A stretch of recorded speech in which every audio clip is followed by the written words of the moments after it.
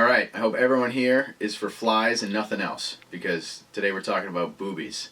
Got a little boobie box here. Hope you don't mind, I'm just flashing you my boobies. Alright, for real. Before we get into the tying, I just want to talk about this fly because it is super unique. It's designed to be fished on a full sink line, so if you don't have a full sink line, you're not going to be able to fish this fly effectively. And what makes this fly so unique is the foam eyes. So your full sink line is going to sink to the bottom of the pond, and generally this is a still water fly, and the foam is going to pull the fly up. So you fish this with very short, fast strips. And what it kind of does is, since the fly is above the line, when you pull the line, it kind of like noses down, it kind of like wiggles and just kind of darts down. It's a really unique action, a really cool fly, and it's been really fun to fish on these trout ponds. You know, usually they're the first thing stocked, so kind of get out there early, try something new, and it's just been a blast. But yeah, definitely you might want to consider bringing a stripping basket, because full sink lines on a pond bank, even if you're wading, can just kind of be annoying, especially if there's rocks or sticks, just stuff to get your line snagged on. But yeah, tie a few, literally 4 materials including the eyes. Super easy, you can pump them out, and we'll talk more about it when we get to tying. But just want to preface the tying with a bit on how to fish the fly and what makes it so unique, and make a couple boobie jokes, because ever since I found this fly, there's been a lot of boobie jokes being made. But anyway, we'll get into the tying. Alright, got our hook in the vise here. Using a Tiemco 105 today. It's a bit of a oddball hook. It is what's called a reverse bend, so the shank is not over the hook point. Looks like it was bent, but that is how this hook comes from the factory. Anyways, it's a size 6, and we're going to start off with some Veevus 140 in white. Now, first thing we have to do on this fly is attach our boobie eyes. So I'm using these Rainey's round eyes. They're a bit expensive, I will say. It's like $7 for a 6-pack, so not cheap, but they're sized perfectly, and you know, they've been working well for me. Now, one thing to note is you can really get close to your hook eye on this tie-in, because we're going to be whip finishing behind these eyes, so you don't have to worry too much about leaving room up front.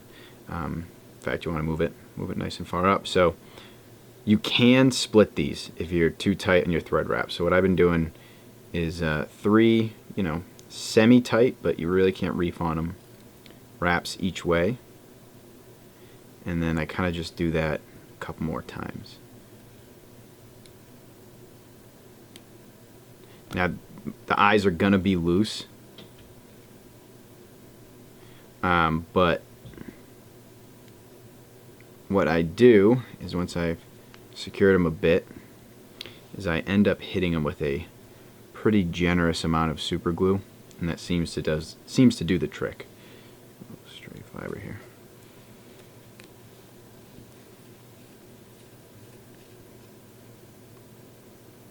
Just like to hit it before I get the Fritz in there, and I used a good douse of super glue. Now, while that's drying, we're going to move on to our next material, which is our flash. For this fly, you could use Flashaboo, whatever you want. I'm using Polar Flash. It's sort of like this pearly olivey color. Doesn't matter too much. One thing I did find, though, is if you really want to save on your materials, which is usually the goal, 2 pieces of Polar Flash doubled over and cut like 3 or 4 times ends up making the perfect size tail, and you're only wasting 2 pieces of flash.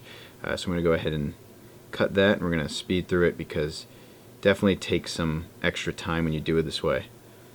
Alright, so we got our flash all cut. It's about a, I don't know, inch and a half. What I'm going to do is I lay it right on top of those eyes, catch it with 1 loose wrap, and then you just kind of draw it down. Oops, I didn't get it all. Just draw it down. You're going to end up with like uneven tips, so you might want to actually do that right now. Just cut a clean. Alright, so we got our flash all cut. It's about like a inch and a half inch section. So when you double it over, you're going to end up with some frayed ends. So what I do is just kind of cut it to make a clean tie-in, catch it with one loose wrap. I'm just going to draw it down so we don't have our flash sticking up. Just secure that down the back of the shank. You're going to wrap a little bit into the bend, not much, like only, if you're to let go, your tail's going to point down, maybe like 3 wraps into the bend. But what we're going to do is I'm going to come in and lift up your tail. We're going to put a couple wraps underneath it to prop that tail back up. And 1 wrap on top. So there's the tail tied in. I only got 2 materials left. So we're going to tie in our Fritz. This is supposed to be the tequila colorway, but I wasn't able to get the exact colors. So this first color is the exact color. It's the atomic yellow from the tequila colorway, but the orange I'm using isn't the right orange. But anyway, this stuff is directional, as with a lot of materials like this. So you want to tie in from the part of the material that has the fibers facing rearward. So just like anything else too, you're going to come in, strip those fibers off just to expose the core and get a clean tie-in. You're going to lay that on the near side of your hook, catch it with a couple wraps, and just secure it. Now, I'm going to be using the rotary function on my vise today, so you're going to leave your thread at about the midway point between the back of the eyes and the rear of the hook. You're going to kind of figure out, after tying a few, where you want to end that. Sometimes you have more green showing than orange, and you'll find the sweet spot. This stuff is a little tricky to work with at the beginning, but just throw a 1/2 inch in if you're going to use your rotary function, and we're going to start wrapping.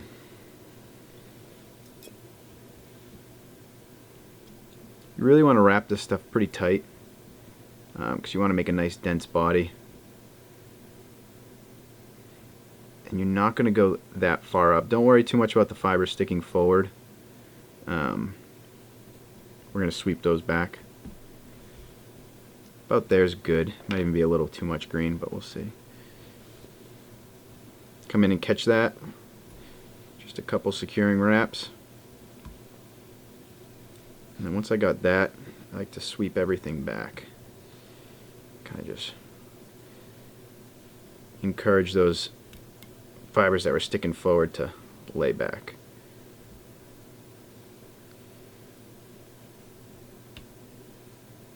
Just like that. And we're kind of creating a nice flat tie-in section for our orange. Come in, trim the excess. So we still got a little bit sticking forward on my side of the hook. Have that lay down.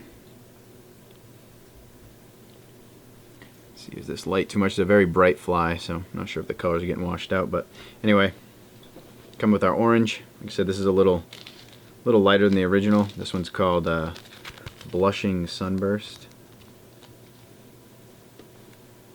Find the right end. Your fibers facing rearward. Same thing as before. Come and pull some out to expose that core. And just catch it. A few wraps to lock that down. I like having more green than orange on mine, but you can kind of make this fly your own. Same thing as before, going to use the rotary function, so throw another 1/2 inch in.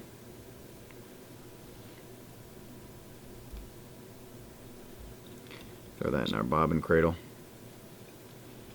And we're just going to wrap up. Again, pack it nice and tight.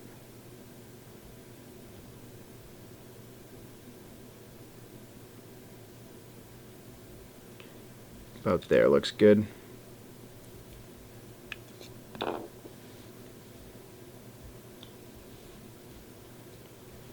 Two securing wraps. Brush everything back, or all that you can. It's easy to leave those underneath. You can trim them if you want. And we're just going to come in, cut the excess free.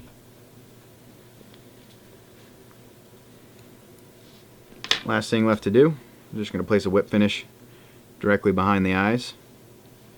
Almost want to shade this, it's such a bright fly.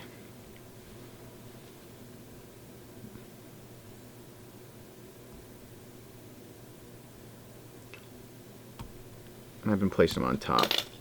Don't ask me why, just have been. Come in, cut that close. Last thing left to do is, this is kind of a byproduct of folding the polar flash. There tends to be like a natural curve, and when you keep folding it, sometimes they fly away from each other. You can sort of play around that when you're cutting. Sometimes these fibers get stuck in your, between the gap and the vice jaw, so make sure you got all of them when you go to trim them. And you're just going to leave just a little tail, nothing crazy. Just kind of eyeball it, something like that. And then all I do is just absolutely hammer the top of this with where my whip finish is with super glue. I want these flies to last. Really fun fly to fish. It's made the stock ponds quite fun this year. And that's all there is to it. Simple fly, you can crank out a bunch of them, and you can go crazy trimming this up. You can trim these extra ones here if you really want, but I don't think the fish mind too much. But just want to show you guys how to tie a boobie. So, thanks for watching. See you in the next one.